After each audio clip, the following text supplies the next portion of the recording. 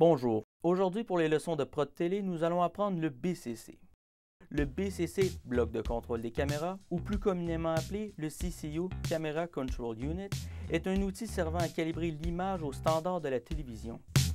Dans cette vidéo, vous apprendrez les étapes à suivre de deux méthodes pour uniformiser l'image captée par les caméras sur la Sony RCP 750. Première méthode, version analogique avec simulation d'un signal composite. Pour commencer, assurez-vous que tout votre équipement est en marche. Placez les contrôles de l'oscilloscope Tektronix. Dans la première tuile, sélectionnez Waveform. Maintenez le bouton pour afficher le menu. Sous l'onglet Display Mode, choisissez à l'aide des flèches la configuration SDI Composite. Placez le Display Style au mode Parade. Choisissez Luma On et Flat On. Dans la deuxième tuile, sélectionnez Waveform. Affichez le menu et sélectionnez la configuration YRGB dans le Display Mode. Choisissez le filtre Low Pass. Dans la troisième tuile, sélectionnez Vector. Dans le menu, sélectionnez SDI Composite et ajustez la saturation maximale à 75%. Finalement, dans la quatrième tuile, affichez Picture. Sur la section supérieure de la console, sélectionnez les configurations suivantes: Gain 1X, Sweep Line et Input SDI Entrée A. Dans la première tuile Waveform, placez le signal de suppression, aussi appelé Blinking, à 0. Placez les caméras en ligne avec la charte des grilles. Assurez-vous que l'éclairage sur l'échelle des grilles représente le plus justement possible l'éclairage du décor. Pour éviter une image délavée, assurez-vous qu'aucun éclairage de couleur n'est allumé. Avec le sélecteur matriciel, choisissez la caméra que vous souhaitez ajuster. Réinitialisez les paramètres du BCC en appuyant sur le bouton Standard. Placez les contrôles de la console aux positions suivantes: Camera Power On, Panel Active On, bouton Auto Off, bouton Relative Off pour Master Black et Iris, Sense au max, Close désactivé, Iris-Master Black activé et Coarse Close. Baissez le levier du contrôle d'iris de la caméra pour fermer l'iris. À l'aide de la roulette sous le levier, ajustez le signal du Master Black à un niveau de 7.5 IRE. Ensuite, levez le levier du contrôle d'iris pour ajuster le blanc à 100 IRE.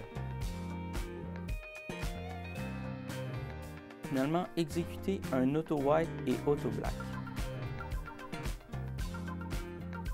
Pour éliminer toute trace de chrominance dans la section du noir, utilisez les contrôles Red et Blue Black Level pour réduire au plus petit les paliers inférieurs de l'oscilloscope.